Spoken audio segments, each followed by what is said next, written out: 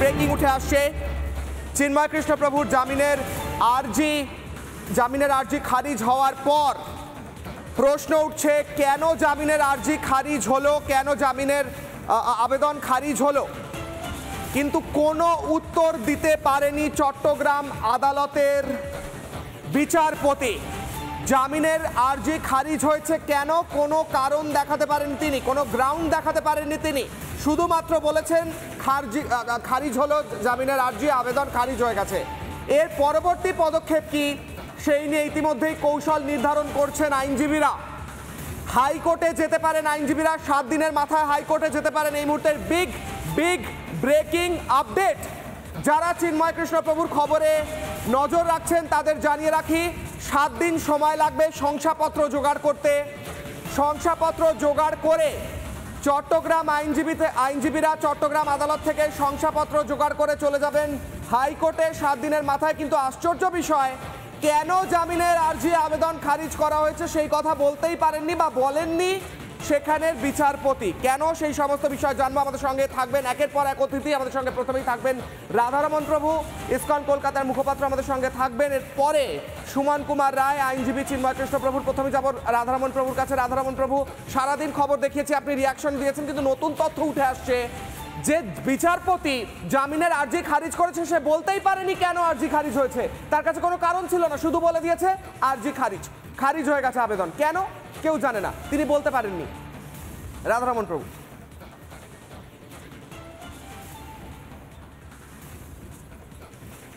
এটা গোটা বিষয়ে আমরা আজকে যেটা দেখলাম এটা খুব দুর্ভাগ্যপূর্ণ। আমরা সবাই এটা আশা করেছিলাম কি আজকে নতুন বছরে আমরা একটা সুখবর শুনবো বাংলাদেশ থেকে। সবাই আশায় ছিলাম কি আজকে চিন্ময় কৃষ্ণবাবু বেল পেয়ে যাবেন। কিন্তু যেরকম জাস্ট কেসটা শুরু হলো, আমরা 15-20 মিনিটেই আমরা জানতে পারলাম কি জাজ বলে দিয়েছে কি বেল রিজেক্টেড। আমরা যেটা শুনেছি ও জাজ বলার চেষ্টা করছিল কি এখনও ইনভেস্টিগেশনের রিপোর্ট আসেনি, সেই জন্যে বেলটা আমরা রিজেক্ট করছি। কিন্তু আমরা জানি কি প্রায় 40 দিন হয়েছে চিন্ময় কৃষ্ণবাবু জেলে রয়েছেন। এই 40 দিনে যদি ওরা ইনভেস্টিগেশন করতে পারেনি তাহলে তো এটা ওদের ফল্ট। কিন্তু একটা সাধু সন্ন্যাসীকে এভাবে জেলে রাখা এটা খুব অত্যাচার। আমরা এটাও জানি কি ওখানকার আইনজীবীরাই নিজেই বলছে কি এই যে মামলা করা হয়েছে, যে এফআইআর করা হয়েছে ওনার বিরুদ্ধে, এটা ভিত্তিহীন। ওটা কোর্টে ডিসকাস করলেই ওটা খারিজ হয়ে যাবে। হ্যাঁ, কিন্তু আনফর্চুনেট যেটা জিনিস হচ্ছে কোর্টে এটা সুযোগ আইনজীবীরা পাচ্ছে না। এটা বেশ, আমি একটা প্রশ্ন করছি রাধারমণ প্রভু, আপনার সঙ্গে এর আগে রবীন্দ্র ঘোষের কথা হয়েছে আমি দেখেছি। এরপর আমরা আইনজীবীর কাছেও যাব, সুমন কুমার রায়ের কাছে যাব, আমরা এরপর বিএনপি আওয়ামী লীগ নেতাদের কাছেও যাব, প্রশ্ন করব, কড়া প্রশ্ন করব, বিএনপি নেতাকেও প্রশ্ন করব। আপনার কাছে আমার প্রশ্ন রাধারমণ প্রভু, ইসকন কোনোভাবে রাজনীতিতে জড়ায় না। ইসকনের ভক্তরা শান্তিপূর্ণভাবে সেখানে প্রার্থনা করেন, সেখানে স্পিরিচুয়াল একটা লাইফ লিড করেন। তার মধ্যে দাঁড়িয়ে এই সমস্ত কিছু যেটা উঠে আসছে তাতে প্রমাণিত হচ্ছে যে কোনোভাবে কোনো রকম শান্তিপূর্ণ হোক, রাজনৈতিক হোক, যে কেউ হোক, হিন্দু কেউ হলে, হিন্দু কোনো আওয়াজ উঠে এলে তাহলেই তার ওপর খাড়ার ঘা নেমে আসবে, তার গলায় খড়গের বাড়ি পড়বে, তার গলায় তলোয়ারের কোপ চলবে। অর্থাৎ কোনোভাবে আইন দরকার নেই, আদালত দরকার নেই, শুধু হিন্দু হওয়া যাবে না, হিন্দু হলেই তরোয়াল, এমনটা রাধারমণ প্রভু।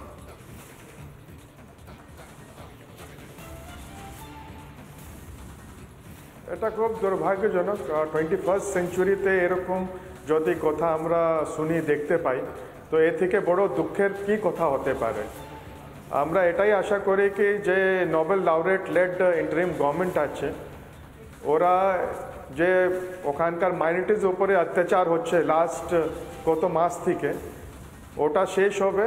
সেকেন্ড, চিন্ময় কৃষ্ণবাবু এক সাধু। আমরা জানি কি ইসকন বাংলাদেশে সবসময় ওদের সবার দুঃখের সময়ে আমরা সব সময় আমাদের ব্রহ্মচারী সাধুরা দুঃখের সময় লোকের সঙ্গে দাঁড়িয়ে থাকে।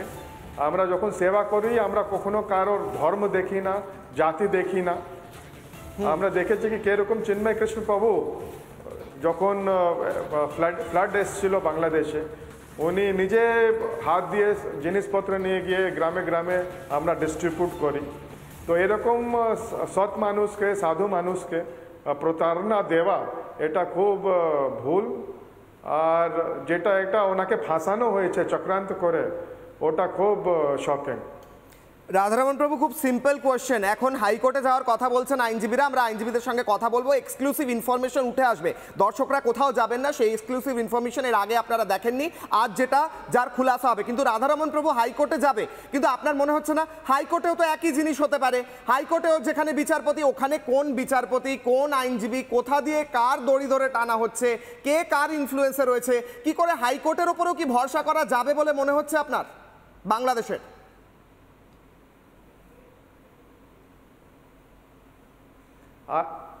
অ্যাকচুয়ালি আশা ছাড়লে তো হবে না। আশা আমাদের আছে কি হাইকোর্টে চিন্ময় কৃষ্ণবাবু ওনার বিচার হবে।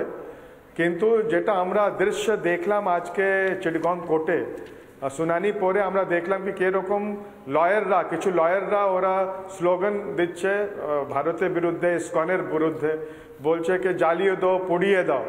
যদি আইনজীবীর এরকম কথাবার্তা থাকে, জ্বালিয়ে দাও, পুড়িয়ে দাও, ভেঙে দাও, তো এটা খুব চিন্তার বিষয়। আমরা এটাই আশা করি কি হাইকোর্টে এরকম আমরা সিন দেখব না। রাধারমণ প্রভু, আমার ইম্পর্টেন্ট একটা কোয়েশ্চেন রয়েছে।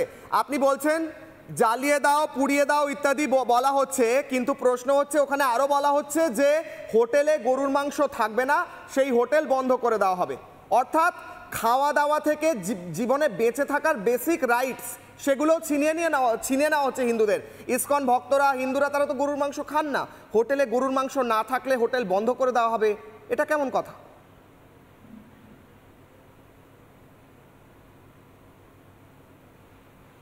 এটা খুব দুর্ভাগ্যপূর্ণ কি এরকম কথাগুলো হচ্ছে। সবার এটা অধিকার আছে কি ও কি খাবে, যারা ব্যবসায়ীরা আছে ওরা নিজে নির্ণয় করতে পারবে কি ওরা কি রাখতে চায়। ওখানে অনেক হিন্দু বিজনেসম্যান আছে, ওদের হোটেল আছে। তো যদি এরকম নিয়ম হয়ে যাবে তাহলে তো কি বলবো, এটা অনেক দুর্ভাগ্যপূর্ণ হয়ে যাবে। বেশ, অনেক ধন্যবাদ রাধারমণ প্রভু। আমি ব্রেকিংটা আরও একবার নিতে বলবো। রাধারমণ প্রভু, অনেক ধন্যবাদ, আপনি আমাদের সঙ্গে ছিলেন, যুক্ত ছিলেন। আরও একবার সেই ব্রেকিং নিউজ দেব এই মুহূর্তে দাঁড়িয়ে, অত্যন্ত গুরুত্বপূর্ণ খবর, যে ব্রেকিং নিউজ দেখালাম এর আগে, আরও একবার অন এয়ার। এই মুহূর্তে অত্যন্ত গুরুত্বপূর্ণ, চট্টগ্রাম আদালতের তরফ থেকে বলাই সম্ভব হয়নি যে কেন জামিনের আর্জি বা আবেদন খারিজ হয়েছে চিন্ময় কৃষ্ণ প্রভুর। এই মুহূর্তে দাঁড়িয়ে অত্যন্ত গুরুত্বপূর্ণ, তার কারণ হচ্ছে শুধুমাত্র আইনজীবীদের মারফত, সূত্র মারফত খবর উঠে আসছে, শুধুমাত্র বলা হয়েছে জামিনের আবেদন খারিজ করা হলো। এর পরবর্তী কৌশল কি, সেই নিয়ে ব্যাক টু ব্যাক মিটিং চলছে, সেই নিয়ে বৈঠক চলছে।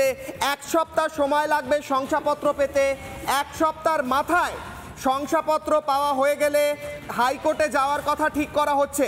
অন্যদিকে আমরা হাইকোর্টের ঠিক চট্টগ্রাম আদালতের ঠিক বাইরে সেই শব্দ শুনেছি, যেখানে আবারও নতুন করে বলা হয়েছে যে ইসকনের দালাল, ভারতের দালাল, ফিরে যায় ইত্যাদি সেই ছবি দেখাচ্ছি। সুমন কুমার রায় এই মুহূর্তে রেডি রয়েছেন, চিন্ময় কৃষ্ণ প্রভুর আইনজীবী। সরাসরি যাব সুমন কুমার রায়ের কাছে।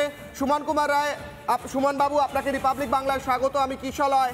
প্রশ্ন হচ্ছে, আমরা খবর পাচ্ছি যে চট্টগ্রাম আদালতে যেখানে জামিনের আর্জি খারিজ হয়েছে, কিন্তু কেন খারিজ হয়েছে সেই গ্রাউন্ডের কথা ক্লিয়ার করা হয়নি।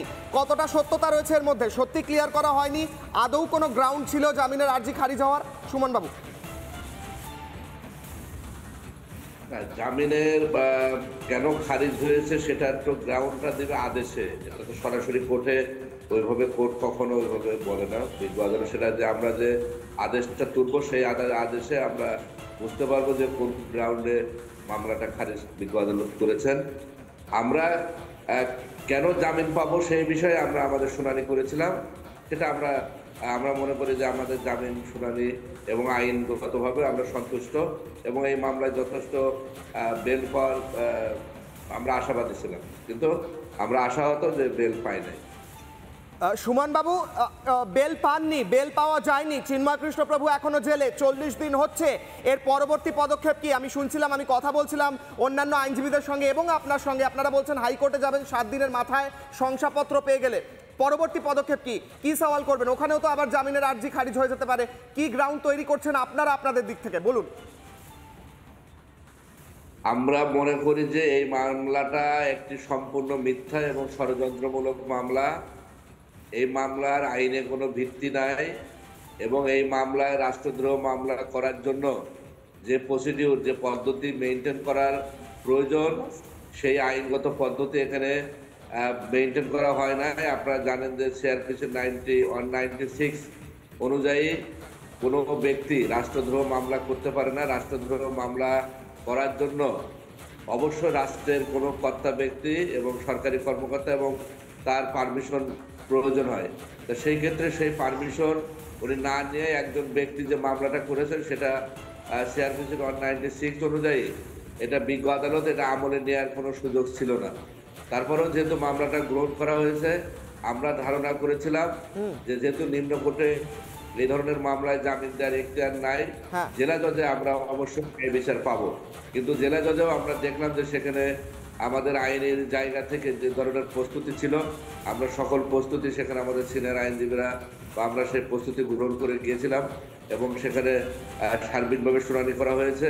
যে বিষয়টা আমাদের আইনজীবীরা বা আমরা যেটা আমাদের তরফ থেকে সেখানে বলা হয়েছে সেটা হলো যেদিনকে 25শে অক্টোবর এই সমাবেশ চলতেছিল তার থেকে কিছু দূরে কে বা কারা এই পতাকা লাগিয়েছে তার সাথে চিন্ময় কৃষ্ণ দাস ব্রহ্মচারীর কোনো সম্পৃক্ততা নাই এবং আমরা দেশের মাতৃকার প্রতি অত্যন্ত শ্রদ্ধাশীল এবং আমাদের প্রত্যেকটা সমাবেশে জাতীয় সঙ্গীতের মধ্য দিয়ে আমরা আমাদের এই সমাবেশ শুরু করি এবং পতাকার প্রতি সম্মান প্রদর্শন করে আমাদের এই সভা শুরু হয়। প্রত্যেকটা সমাবেশ সেখানে কখনোই কোনো পতাকার প্রতি অবমাননা করার দৃষ্টতা আমাদের চিন্ময় কৃষ্ণ দাস ব্রহ্মচারী সহ বা যারা এখানে এই আসামি তারা কেউ করে নাই এবং তারা যে বাদী যে মামলাটা করেছেন সেই এজাহারে তিনি উল্লেখ করেছেন যে সেই জায়গায় 5ই আগস্ট বৈষম্য বিরোধী ছাত্র আন্দোলনের মাধ্যমে তাদের যে বিজয়, সেই বিজয়ের স্মারক হিসেবে তারা সেখানে পতাকা উত্তোলন করেছিলেন। কিন্তু দেখা যায় যে আসলে সেটা বাংলাদেশের কোনো পতাকা না, কারণ সেই জায়গায় চাঁদ এবং তারা খচিত ছিল। তো চাঁদ তারা খচিত কোনো পতাকা বাংলাদেশের পতাকাই না। একটু সঙ্গে থাকুন সুমন বাবু, একটু সঙ্গে থাকুন। আমি রাধারমণ প্রভুর কাছে দ্রুত একবার যাব, দ্রুত উত্তর নেব। রাধারমণ প্রভু, সুমন বাবু বলছেন যে পতাকাটা ছিল সেটা বাংলাদেশের পতাকাই ছিল না, সেখানে দাঁড়িয়ে অন্য একটা পতাকার উপর কি লাগানো হলো, একটা গোটা মিথ্যে মামলা দাঁড় করানো হলো এবং সেই মিথ্যে মামলায় একজন জেলে রয়েছেন।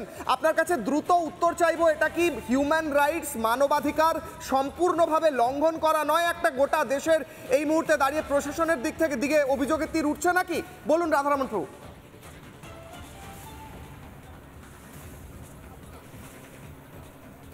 এক্স্যাক্টলি, অ্যাকচুয়ালি যদি এটা হয়, আর আমরা জানি অনেক আইনজীবী আর লোকও বলেছে কি ওটা বাংলাদেশের পতাকা ছিল না, তো যদি এটা হয় তো এটা অনেক বড় ষড়যন্ত্র আর গোটা বিশ্ব এটা বুঝতে পারছে কি চিন্ময় কৃষ্ণ প্রভুকে ফাঁসানো হয়েছে।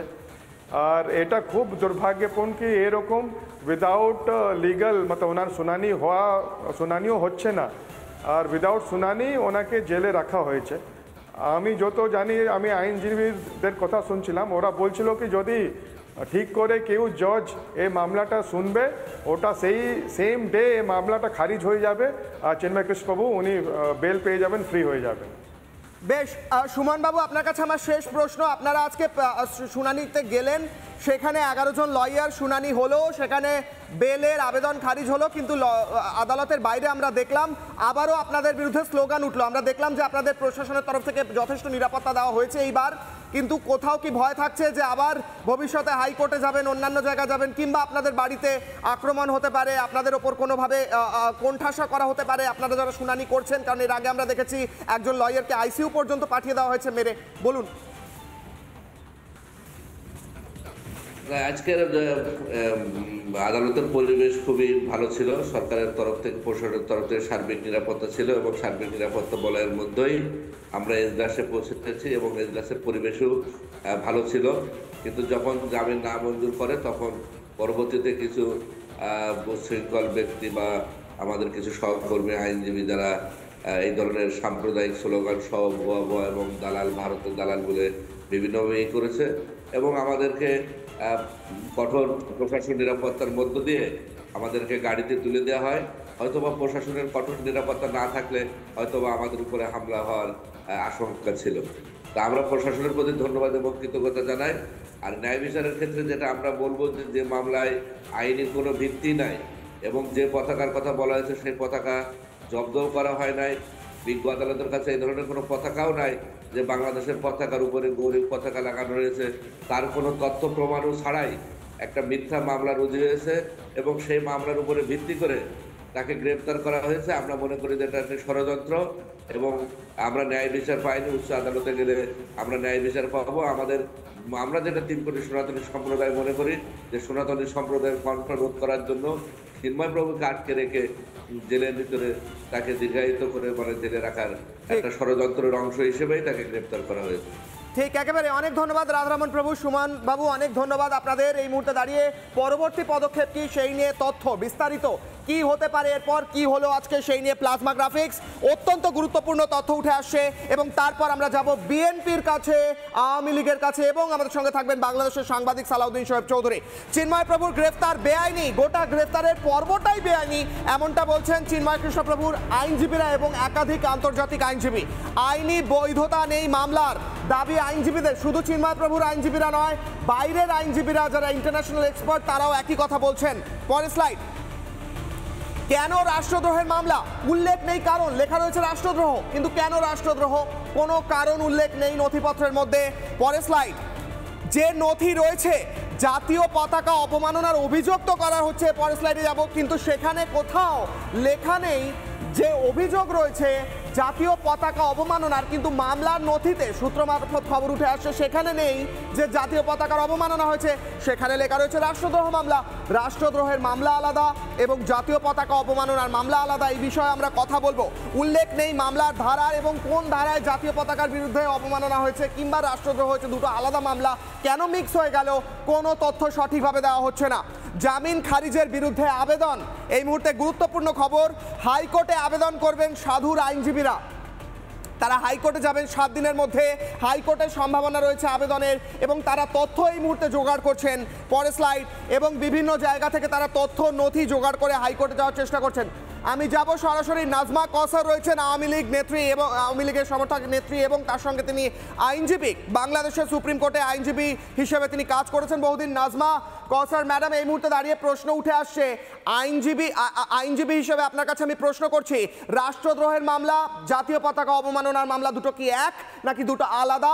দুটোর মধ্যে আলাদা ধারা রয়েছে কিনা? এই যে মামলা দেওয়া হয়েছে এর মধ্যে আইনি বৈধতা আছে কিনা বলুন। কোথায় কিভাবে উনি তো প্রকাশ্যে জনসভা করেছে, হাজার হাজার মানুষ ছিলেন সেখানে, তো উনি কিভাবে কোথায় স্পেসিফিকলি বলতে হবে যে কিভাবে রাষ্ট্রদ্রোহিতা করেছেন উনি? জাতীয় পতাকা অবমাননা তো প্রতিনিয়ত হচ্ছে বাংলাদেশের। গত জুলাই মাস থেকে জাতীয় পতাকাকে মারিয়ে তার উপরে দাঁড়িয়ে তার উপরে নিত্য নর্তন কুর্দন করে প্রতিনিয়তই তো অপমাননা করা হচ্ছে জাতীয় পতাকাকে। সেই জাতীয় পতাকা মাথায়ও বাচ্ছে, আবার পায়ের নিচে দিয়ে মারাচ্ছেও। বাংলাদেশের জাতীয় পতাকাও কই, তাদের বিরুদ্ধে তো রাষ্ট্রদ্রোহিতার মামলা হচ্ছে না, তাদের বিরুদ্ধে তো জাতীয় পতাকা অবমাননার মামলা হচ্ছে না। তাই চিন্ময় কৃষ্ণ প্রভু কি নিজের হাতে উঠিয়েছেন সেই পতাকা? কোথায় উঠিয়েছেন, কোথায় নামিয়েছেন, কোথায় অবমাননা করেছেন? আর রাষ্ট্রদ্রোহিতার জন্য স্পষ্টভাবে বলতে হবে কোন কোন ধারায় কিভাবে উনি রাষ্ট্রদ্রোহিতা করেছেন। এখানে সম্পূর্ণ প্রতিহিংসার বশবর্তী হয়ে হিন্দুরা নিজেদের, আমাদের সনাতনী হিন্দু সমাজ নিজেদের প্রতিরক্ষার জন্য তারা যে সমাবেশগুলি করছিলেন, দাবি তুলছিলেন তাদের নিরাপত্তার জন্য, সেই কারণেই আসলে মূলত দমনপীড়ন নেমে এসেছে। আমি মনে করি দমনপীড়ন নেমে এসেছে চিন্ময় কৃষ্ণ প্রভু। ঠিক, একটু সঙ্গে থাকুন নাজমা কওসার, একটু সঙ্গে থাকুন ম্যাডাম। আমার সঙ্গে এই মুহূর্তে যোগ দিয়েছেন সালাউদ্দিন শোয়েব চৌধুরী, সম্পাদক ব্লিটস, এবং আমার সঙ্গে যোগ দিয়েছেন নরেন্দ্রনাথ মজুমদার, সাধারণ সম্পাদক বিবেকানন্দ গবেষণা কেন্দ্র বাংলাদেশের। আমি যাব সালাউদ্দিন শোয়েব চৌধুরীর কাছে, আপনার কাছে সরাসরি প্রশ্ন সালাউদ্দিন সাহেব, এই মামলা আমি কথা বলছিলাম বেশ কয়েকজন বিশেষজ্ঞের সঙ্গে, মামলা দুই যে ধারায় দেওয়া হয়েছে প্রথমত সেই ধারার কোনো যৌক্তিকতা নেই, এবং রাষ্ট্রদ্রোহের মামলা পতাকা অবমাননার মামলা দুটো আলাদা মিক্স করে দেওয়া হচ্ছে বলে অভিযোগ উঠছে।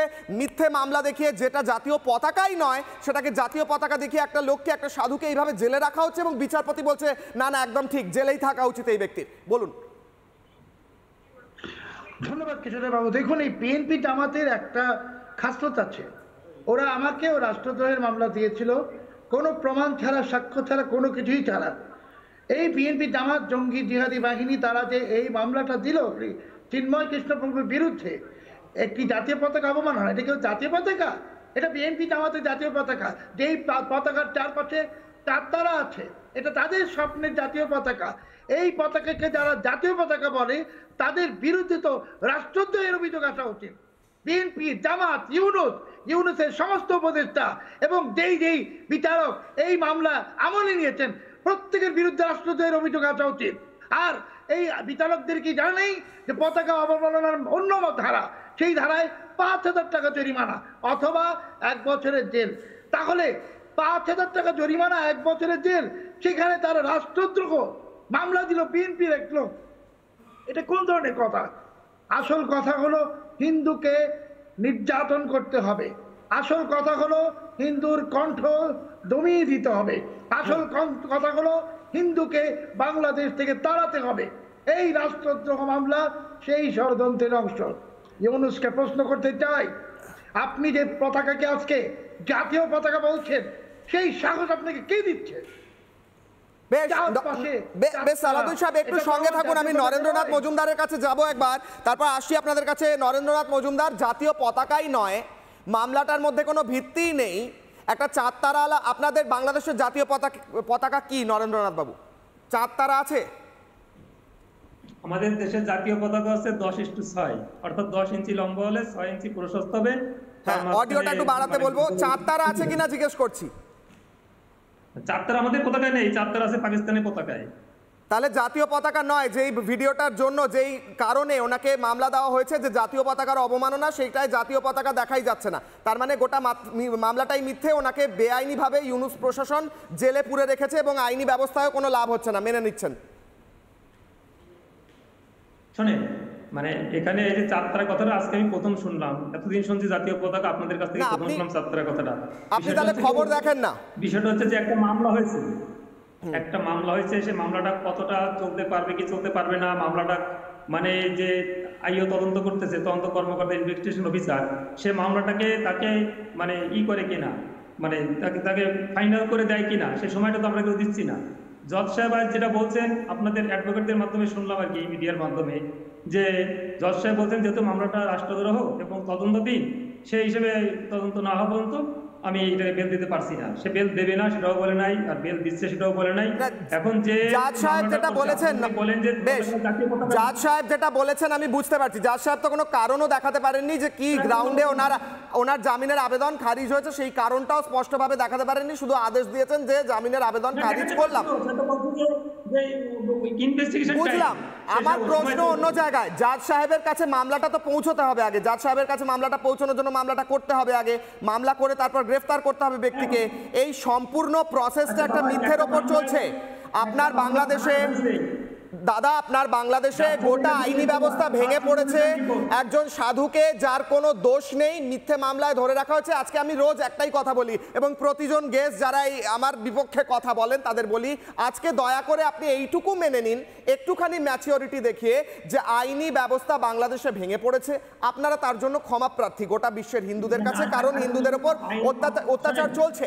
আমাদের দেশে কোড অফ কন্ডাক্ট আছে, আমাদের দেশে কোড অফ কন্ডাক্ট আছে, আইন নিয়ে বিচারাধীন কোনো বিষয় নিয়ে কথা বলাটা আইন অবমাননার একটা বিষয় আছে। নাজমা কসা বলতে পারবো না, আইন অবমাননার একটা বিষয় আছে।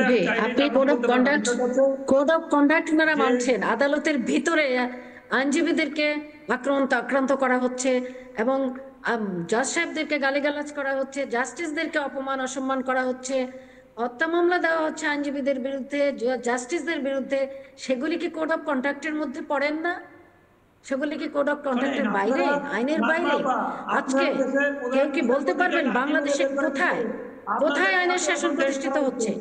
কোথায় বাংলাদেশের কোন সনাতনী ধর্মাবলম্বী কোন আওয়ামী সমর্থক এমনকি আওয়ামী লীগের কোন সহযোগী সংগঠন অঙ্গ সংগঠনের নেতা কর্মী না হওয়ার পরেও শুধুমাত্র কেবল মুক্তিযুদ্ধের সমর্থক বঙ্গবন্ধুর আদর্শে বিশ্বাসী মানুষ, সেই কারণেই তাদেরকে হত্যা মামলার আসামি করা হচ্ছে।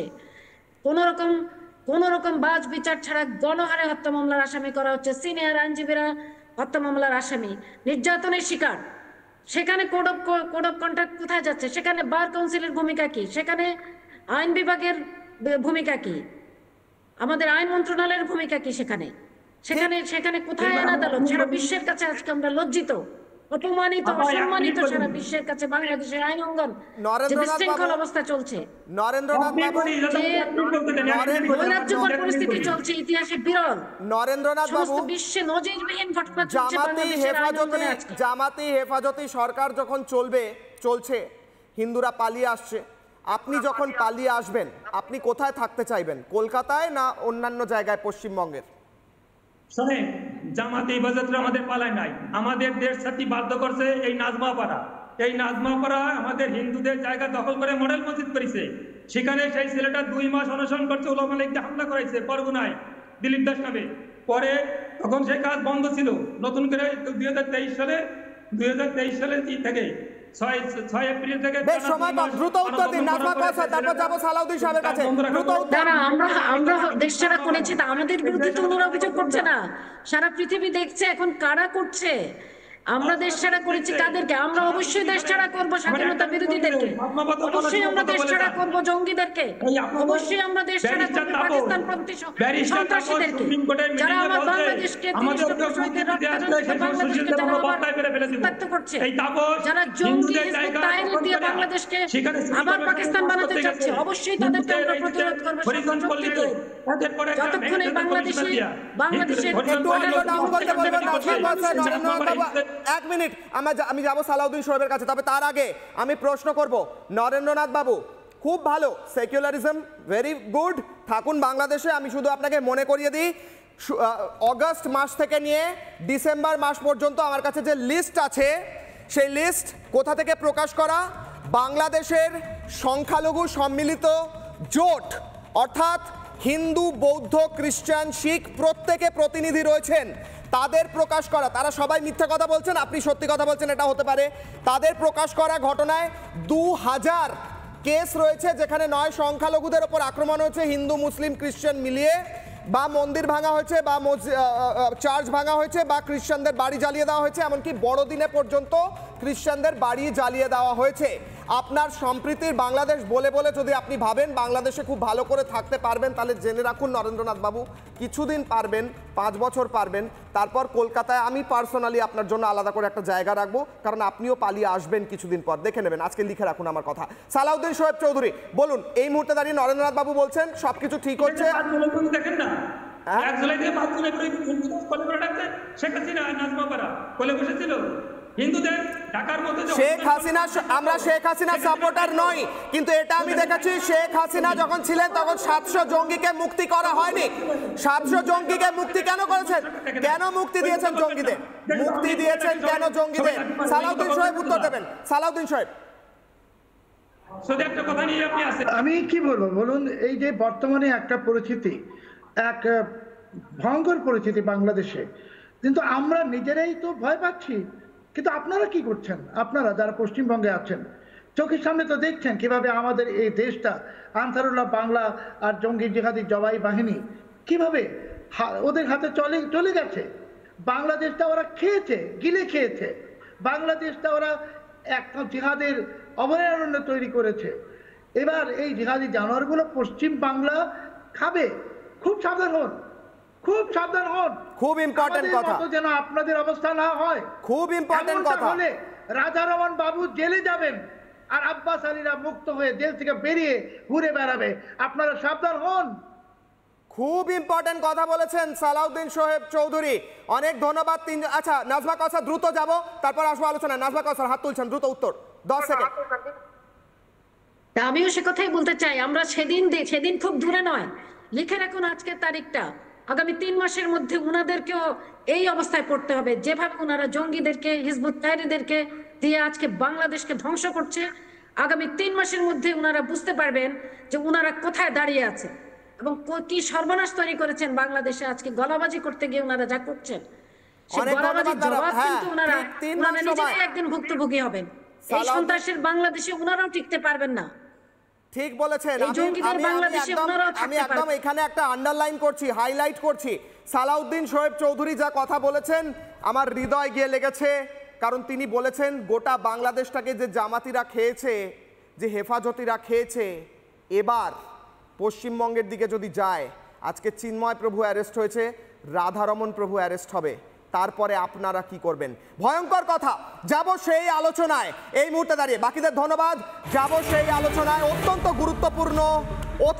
গুরুত্বপূর্ণ পয়েন্ট তুলে ধরেছেন। আমরা একই কথা শুনেছি শুভেন্দু অধিকারীর মুখে। শুভেন্দু অধিকারী বলেছেন আজকে ওদিকে ইউনুস যা, এদিকে মমতা বন্দ্যোপাধ্যায় তাই। ওদিকে ইউনুস জঙ্গিদের বারবারন্ত করতে দিচ্ছে, এদিকে মমতা বন্দ্যোপাধ্যায় তাই করতে দিচ্ছেন, এমনটা বলছেন শুভেন্দু অধিকারী। সেই নিয়ে আলোচনা করব। শুনবো শুভেন্দু অধিকারী কি বক্তব্য দিয়েছেন। সালাউদ্দিন শোয়েব চৌধুরী যে কথা বললেন সেই কথার রেশ টেনে আমি প্রশ্ন রাখবো বাংলার দর্শকদের কাছে। আজ আপনারা টিভিতে দেখছেন চিন্ময় কৃষ্ণ প্রভু অ্যারেস্ট হয়েছে, আগামীকাল যখন দেখবেন রাধারমণ প্রভু অ্যারেস্ট হবেন, কিংবা আপনি আমি অ্যারেস্ট হব, বা জঙ্গিদের হাতে আমাদের মাথায় বন্দুক ধরা থাকবে, আমরা কি করব?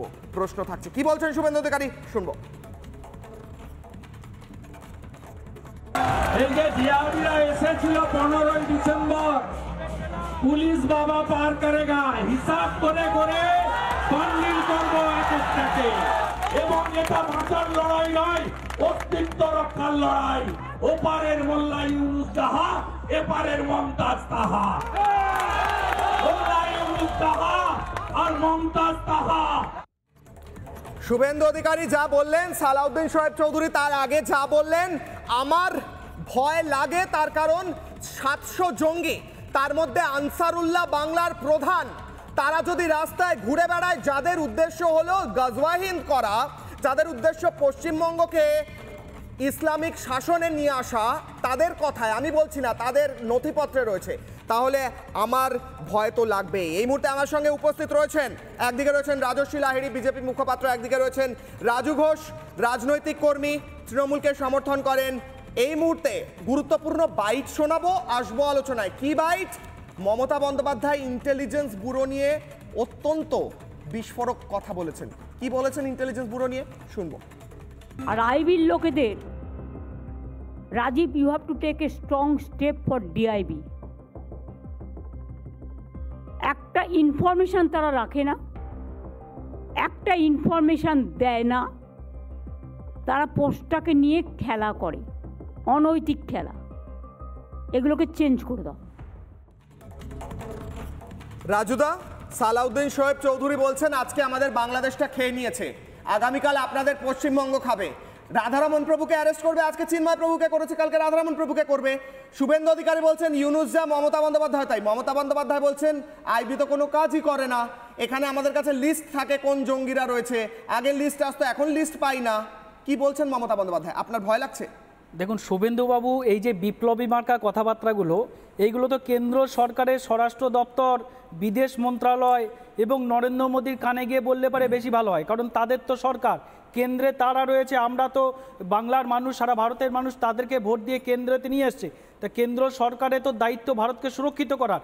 আজকে যখন একের পর এক জঙ্গি এদের হাত থেকে টপকে ঢুকে যাচ্ছে, বিএসএফ আটকাতে পারছে না, বিএসএফ তাদেরকে আটকাতে অক্ষম হয়ে যাচ্ছে, আর সেখানে বিভিন্ন বাংলায় ঢুকছে, কখনো ত্রিপুরায় ঢুকছে, কখনো আসামে ঢুকছে, বিভিন্ন জায়গায় তারা এই জঙ্গি ঢুকে পড়ছে, সেখানে ঘাঁটি কাটছে, সেখানে দীর্ঘদিন ধরে বসবাস করছে, সেখান থেকে মাল পাচারের বলেছেন বিএসএফ জঙ্গি অনুপ্রবেশ করায়, তারা করায়, মানে আমি আপনাকে বোঝাই, একটা হচ্ছে ফাঁক গলে ঢুকে যাওয়া, আরেকটা হচ্ছে বিএসএফ জঙ্গিদের নিয়ে এসে দরজা খুলে বলে আসো। আপনার মনে হয় একটা দেশের সরকার বা একটা দেশের একটা সিকিউরিটি এজেন্সি যাদের দায়িত্ব বর্ডার সামলানো, তারা জঙ্গিদের ডেকে নিয়ে এসে বর্ডার খুলে বলবে আপনারা ভেতরে আসুন, এটাকে বাস্তব মনে হয় কি? আমি রাজস্বীর কাছে প্রশ্ন করবো, আপনার কাছে বলছি পার্সোনালি, রাজনীতি ভুলে যান। একটা পশ্চিমবঙ্গের ভারতবাসী হিসেবে আপনি বলুন, বিএসএফ দরজা খুলে বলে জঙ্গিদের আয় আয় আয়, এটা সম্ভব? এইটা মনে হতো না অসম্ভব, কিন্তু এই ঘটনার পরে শুভেন্দুবাবুর এই সমস্ত বিপ্লবী মার্কা কথাবার্তার জন্য মনে হচ্ছে যে কোথাও বিএসএফ হয়তো ইচ্ছাকৃতভাবে শুভেন্দুবাবুদের ফায়দা পাই দেওয়ার জন্য, তাদেরকে মঞ্চে এই ধরনের ডায়লগবাজি করিয়ে দেওয়ার জন্য তারা হয়তো মানে ইচ্ছাকৃতভাবে বা অনিচ্ছাকৃতভাবে তারা এই জঙ্গিগুলোকে অধিকারী যাতে বলতে পারেন তার জন্য বন্দুক সহকারে জঙ্গি ঢুকে কি করছেন রাজস্বী, কি করছেন? শুভেন্দু অধিকারী যাতে বলতে পারে বিএসএফ জঙ্গি বন্দুক সহ ঢুকিয়ে দিচ্ছে কিভাবে, না হলে এটা কেন করছেন আপনারা? হ্যাঁ মানে আমি ভয় পাচ্ছি, আপনি পাশে বসে থাকতে ভয় পাচ্ছি। এক নম্বর কথা, আপনিও কি করাচ্ছেন এরকম? এক নম্বর কথা হচ্ছে বিএসএফ পুলিশ নয়। আমি বারবার একটা কথা বলেছি, আবারও একটা কথা বলেছি, ডিরেক্টর জেনারেল বিএসএফ এবং ডিরেক্টর জেনারেল ওয়েস্ট বেঙ্গল পুলিশকে আপনার স্টুডিওতে ডাকুন, দুজনে তথ্য নিয়ে আসবে বিএসএফ কতজনকে ধরে পশ্চিমবঙ্গ রাজ্য পুলিশের হাতে হ্যান্ডওভার করে দিয়েছে। কারণ বিএসএফ পুলিশ নয়, বিএসএফ কাস্টাডিতে রাখতে পারে না। বিএসএফ অ্যারেস্ট করার পর পশ্চিমবঙ্গ রাজ্য পুলিশের হাতে তুলে দেয়, তারপর পশ্চিমবঙ্গ রাজ্য পুলিশের লোকেরা তাদেরকে নিয়ে কি করে, তাদেরকে ছেড়ে দেয় না পুষে রাখে না মামলা করে। এই ডেটা নিয়ে বসে আসুন, এটা সিম্পল ব্যালেন্স শিটের মতো। কতজনকে বিএসএফ ধরে হ্যান্ডওভার করেছে, তাদের বর্তমান স্ট্যাটাস কি ডিরেক্টর জেনারেল বেঙ্গল পুলিশ বলবে। তোমার সময় একটাও কথা বলিনি, কথা বলো না। দ্বিতীয় কথা হচ্ছে মমতা বন্দ্যোপাধ্যায় বিএসএফ এর 50 কিলোমিটার যে টহলদারি করার যে কথা কেন্দ্র সরকার বলেছিলেন, তাতে সব থেকে বড় আপত্তি মমতা বন্দ্যোপাধ্যায়ের। এই মমতা বন্দ্যোপাধ্যায়ের আমল ওনারা বলছেন শুভেন্দু অধিকারী সুবিধা করার জন্য আপনারা জঙ্গি ঢোকাচ্ছেন। শুভেন্দু অধিকারী সুবিধা বলার জন্য অনেক কথাই বলতে পারে। ফিরাদ ববি হাকিম বলেছে যে আমরা আজকে সংখ্যালঘু, কিন্তু আমরা আগামী দিনে সংখ্যাগুরু হব। আজকে সংখ্যাগুরু হওয়ার পরে অবস্থা ভারতবর্ষের এই বাংলাদেশের মতন হতে হবে। যাদের পরিষ্কার সূরা 3 আয়াত 151, সূরা 2 191, সূরা 9 আয়াত 5 এর মধ্যে বলা হচ্ছে যে যারা বিধর্মী তাদেরকে মারো, তাদেরকে হত্যা করো। মাদ্রাসায় পড়ানো হচ্ছে দিনের পর দিন, যেখানে দাঁড়িয়ে সিদ্দিকুল্লাহ চৌধুরী বলছে গোটা দক্ষিণ কলকাতা হচ্ছে ওয়াকফ বোর্ডের সম্পত্তি। মমতা ব্যানার্জির বাড়ি, অভিষেক ব্যানার্জির বাড়ি, চন্দ্রিমা ভট্টাচার্য, সুব্রত বক্সী থেকে আরম্ভ করে সমস্ত তৃণমূলের নেতার বাড়ি হচ্ছে ওয়াকফ বোর্ডের সম্পত্তি। কালীঘাটের মন্দির ওয়াকফ বোর্ডের সম্পত্তি। কেন বার করে দিচ্ছে না দল থেকে? হুমায়ুন কবির যখন বলছে সবাই করে, কেন বার করে দিচ্ছে না দল থেকে? কিন্তু আপনারা বলছেন সংখ্যাগুরু হয়ে যাবে। অপমানজনক না, খারিজি মাদ্রাসা নিয়ে কথা হচ্ছে। খারিজি মাদ্রাসা আপনারা কেন খারিজি মাদ্রাসা চলতে দিচ্ছেন? আপনারা কি সত্যি চান সংখ্যালঘুরা সংখ্যাগুরু হোক? এটা কি আপনাদের এজেন্ডা? সংখ্যালঘুদের প্রত্যেকটা দেশে সংখ্যাগুরু হোক দেওয়া এজেন্ডা শাসকের। যারা সংখ্যাগুরু তাদের বাংলাদেশে যখন তারা দিতে অক্ষম, তাদের কি আমরা বলবো যেখানে আমরা তোমাদের প্রোটেকশন দেব না? এটা কি ধরনের কথাবার্তা? এগুলো ভারতের দাঙ্গা লাগিয়ে চক্রান্ত। হিন্দু মুসলমানের আবার ভাগ করতে চায় এরা। এদের মাথার মধ্যে রয়েছে হিন্দু মুসলমান। না হিন্দু মুসলমান না, তবে আমার প্রশ্ন হচ্ছে রাজুদা খারিজি মাদ্রাসা তার ভেতরে যদি সেখানে গিয়ে রেড করে পাওয়া যাচ্ছে কাগজপত্র, কার লেখা বই পাওয়া যাচ্ছে, আনসারুল্লাহ বাংলার প্রধানের বই পাওয়া যাচ্ছে। সেই খারিজি মাদ্রাসায় যারা পড়াশুনো করছে তারা আনসারুল্লাহ বাংলার আদর্শে অনুপ্রাণিত হচ্ছে। তারপর তারা আমার বাড়ির পাশে এসে ভাড়া নিয়ে থাকবে, তারপর তারা আমার মাথায় বন্দুক ঠেকাবে। এই জঙ্গিগুলো যারা মাদ্রাসার মধ্যে যারা আসছে, বিভিন্ন জায়গায় যারা ঢুকছে, এদেরকে ঢোকাচ্ছে। তো আমি সেটাই বলছি, বিএসএফ এর চোখ বাঁধিয়ে কিভাবে ঢোকাচ্ছে? আরে বিএসএফ দায়িত্বে আছে, বিএসএফ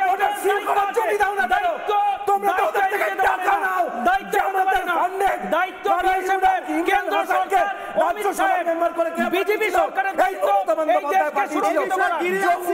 মমতা বন্দ্যোপাধ্যায় কি বলেছেন পরপর বাড়ি শুনবো, ফিরবো আলোচনায়। Giriraj Singh, Mamata Bandyopadhyay duel on air. बांग्लादेशी घुसपैठी अब जितने पकड़े जा रहे हैं दिल्ली में, सबका आधार कार्ड बना है कलकत्ता। ये कलकत्ता फैक्ट्री हो गया है बांग्लादेश उत्पादन का। तो ये एक वोट बैंक का फैक्ट्री बन गया है बांग्लादेश, और वो उसके कस्टोडियन बन गई हैं दीदी ममता दीदी। ভোটার লিস্টে ব্লকের যাদের ডিএমরা দায়িত্ব দিয়েছিলেন তারা বসেছে কিনা ডিএমরা একবারও এনকোয়ারি করে দেখেছেন? আমি অনেক জায়গায় শুনেছি তারা বসেনি, কারণ ডিএমরা তো জানে এতে তো আমার কোনো যায় আসে না, আমি তো ডিএম থাকবই, ফেস তো আমাদের করতে হবে, জনগণকে ফেস করতে হবে। আমি মমতা বন্দ্যোপাধ্যায় দ্রুত, আমার কাছে 4 থেকে 5 মিনিট আছে, আমি মমতা বন্দ্যোপাধ্যায়ের বক্তব্য শোনাচ্ছি। বলছেন রাজীব তুমি স্ট্রং স্টেপ নেবে আইবির এগেনস্টে, বলছেন তারা একটা ইনফরমেশন রাখে না, তারা অনৈতিক খেলা খেলছে, বিএসএফ এখানে লোক ঢোকাচ্ছে এবং আমাদের তৃণমূলের ওপর দায়িত্ব দিচ্ছে। আমি চাই শান্তি থাক, কিন্তু ওরা চায় জঙ্গি এখানে আসুক যাতে আমাদের বেকায়দায় ফেলতে পারে। এই লাইনে তিনি কথা বলছেন। রাজর্ষি, যদি এটা সত্যি হয়ে থাকে আমার রীতিমতো ভয় করছে। ইকো পার্ক থানার পেছনে বাংলাদেশি অবৈধ অনুপ্রবেশকারীদের যে বস্তিটা আছে তাদেরকে ভোটার আই কার্ড বানিয়ে দেওয়া হচ্ছে, আধার কার্ড বানিয়ে দেওয়া হচ্ছে। তৃণমূলের যুব নেতা আফতাবকে আছে মমতা বন্দ্যোপাধ্যায় খোঁজ নিক, এইগুলো বারবার করে বলছি এই ইনফরমেশনগুলো কেন্দ্র সরকারের কাছে দিচ্ছেন না কেন? তাহলে টিভি পর্দায় বলছেন কেন? এত যখন আপনাদের কাছে ইনফরমেশন আছে, জঙ্গির কাছে ভোটার কার্ড কি করে হয়? এক মিনিট, রাজুদা কি করে হয়? রাজুদা কি করে হয়?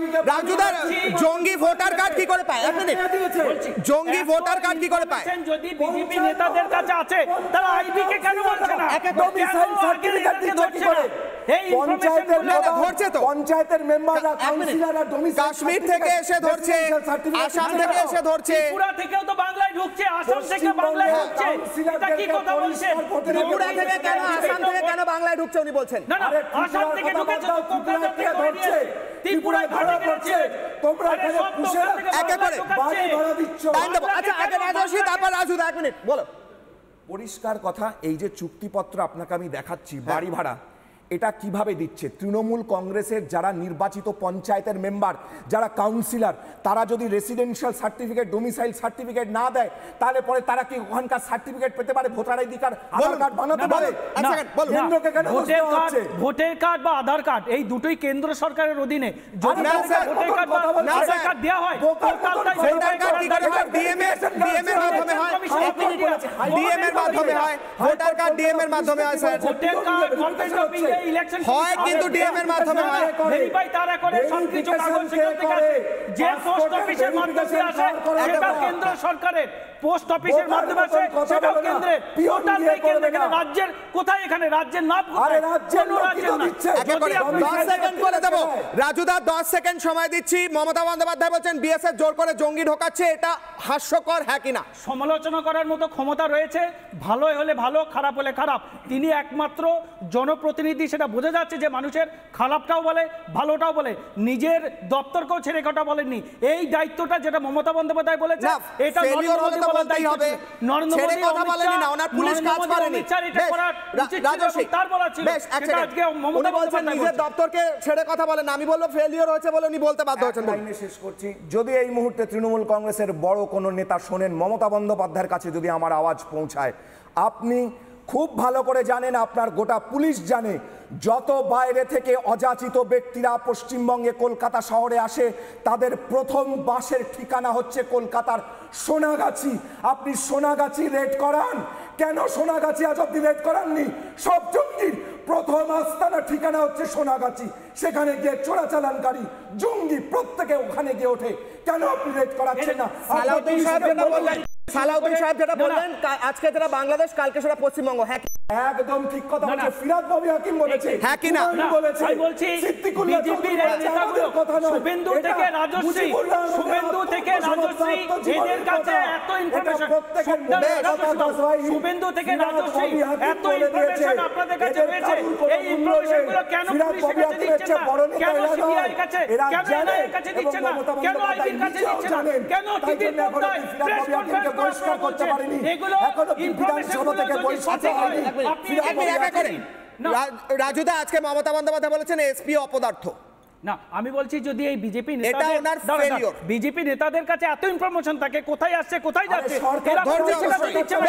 আজ আমার পরিষেবা সময় দিচ্ছে না। শেষ। কেন আজ মিডিয়াতে audio না, বলছে? একদম সময় শেষ। চিন্ময় কৃষ্ণপ্রভু আজ অ্যারেস্ট হয়েছেন, সালাউদ্দিন শোয়েব চৌধুরী বলছেন আগামীকাল রাধারমন প্রভু অ্যারেস্ট হবেন। আজ বাংলাদেশের হিন্দুরা আক্রান্ত হচ্ছেন, সালাউদ্দিন শোয়েব চৌধুরী বলছেন আমি নিজের চোখে দেখলাম যে বাংলাদেশটা জামাতিদের হাতে নষ্ট হয়ে গেল, আগামীকাল পশ্চিমবঙ্গে হবে, আপনারা তখন কোথায় যাবেন? আমরা তো তাও যেতে পারি পশ্চিমবঙ্গে, ইন্ডিয়াতে পালিয়ে, আপনারা কোথায় যাবেন? সালাউদ্দিন শোয়েব চৌধুরীর কথাটা আপনার আমার ভাবার খুব প্রয়োজন রয়েছে। একটু ভাবুন, ভাবার প্র্যাকটিস করাটাও প্রয়োজন রয়েছে। ছোট্ট বিরতির পর ফিরছি, দেখতে থাকুন রিপাবলিক বাংলা।